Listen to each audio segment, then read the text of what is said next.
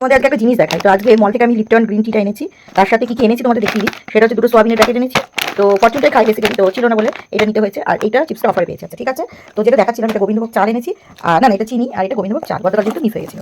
তো আমি যখন এসে বিলটা চেক করছি তখন দেখছি কি যে এই লিপটন গ্রিন টিটার দাম দেখো তোমরা 170 লেখা রয়েছে, ঠিক আছে, কিন্তু আমার কাছে 175 নিয়ে নিয়েছে। একবার ভেবেছিলাম যাবো না, তারপরে ভাবছি এই 5 টাকা 23 পয়সাটা কেন লেখা রয়েছে। তারপরে ভাবলাম এই 5 টাকা 23 পয়সা এটা এক একটা পাউচের দাম মেনশন করা রয়েছে। আমি গেলাম, গিয়ে মলে গিয়ে বললাম, সেই সাথে বললো যে হ্যাঁ ম্যাডাম বিলটা তো আমরা রেখে দেবো, আপনাকে নতুন একটা বিল দেবো। তারপরে ঠিক আছে, আমার তো হিসাব কিতাব পড়ে গেছে, তো ঠিক আছে নতুন বিল দেবে, দিক ওই বিলটা পুরোনো বিল বা আমি দেখি বা কী করবো। তো বলে আপনাকে কিছু একটা নিতে হবে। তো আমি 5 টাকা 5 স্টারটা নিয়ে এসেছি, তো এটা খাওয়া হয়ে গেছে। তো আমার বক্তব্য বিষয় হচ্ছে এইটাই, তার একবার বারাসাতের একটা মল থেকে আমি জিনিস কিনেছিলাম, যদিও এখন ওই মলটা নেই। তো আমি কোনো কোম্পানির নাম বলবো না, যার কারণ হচ্ছে এটা ঠিক নয়।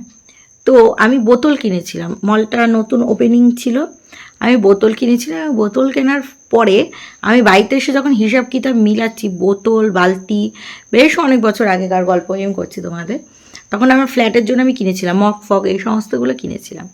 80 টাকা বেশি নিয়েছিল। আর 1 টাকা বেশি গেলেই কীরকম লাগে, কারণ পয়সা একটা টাকা উপার্জন করতেও কষ্ট হয়, আর পয়সার মূল্যটা জানতে হয়, কারণ এক এক টাকা উপার্জনেও কষ্ট আছে।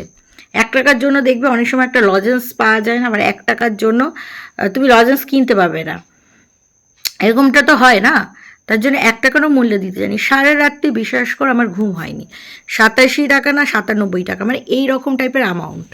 তারপরে তো আমি গেলাম ওই মলে, যাওয়ার পরে আমি ওনাদের বললাম আমার বক্তব্য বিষয়গুলো, বলার পরে ওনারা অনেক ঘোরানোর পরে, আমিও তো নাচ্ছর বান্দা, আমি ছাড়বার পাত্র নয়, তো তারপরে আমাকে চেঞ্জ করে দিয়েছিল। মানে আমি স্টিলের থালা নিয়েছিলাম, বিগ বাজারের জিনিস তো ভালোই হয়, মানে ওই 80 টাকা উদ্ধার করতে গিয়ে 20 টাকা গাড়ি ভাড়া দিয়েছি, তারপরে 250 টাকা থালাও কিনে নিয়েছি। তো ঠিক আছে, সেটা বড় কথা নয়। তো মোর মানে সরি নাম বলছি না আমি, অনেক মলে আমার সাথে এটা হয়েছে। এটা কেন করে আমি সেটাও বলছি তোমাদের। ধরো ওরা পার ডে মাল বিক্রি করে, ঠিক আছে, সেল করে আর কি।